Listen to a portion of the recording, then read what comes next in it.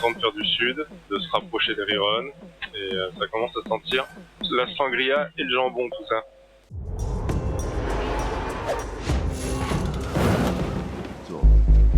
Au matin de ce troisième jour en course sur la solitaire du Figaro-Paprec, c'est dans du vent faible que l'on retrouve une petite partie de la flotte.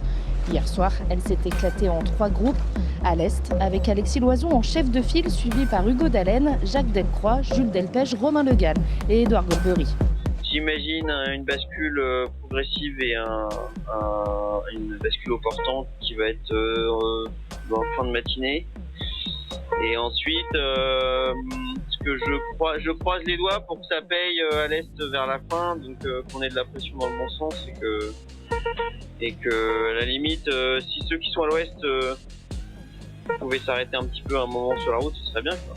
Au regard de la cartographie et de l'orthodomie, celui qui menait la danse depuis le début a pris une route qui risque de le faire croiser derrière les leaders du moment, où se concentre le gros de la flotte, mené par Basile Bourgnon, Loïs Béréard et Elodie Bonafous. Écoute, on est là pour jouer. Je serais plus inquiet dans l'ouest avec cette histoire de dorsale là, qui pousse, mais voilà, maintenant la météo, on sait que la météo n'est pas toujours très fiable, donc voilà, je fais mon idée comme je me suis promis de faire pour toute cette solitaire et de pas trop regarder les autres. La flotte s'étale en latéral sur près de 100 000 nautiques, soit environ 185 km.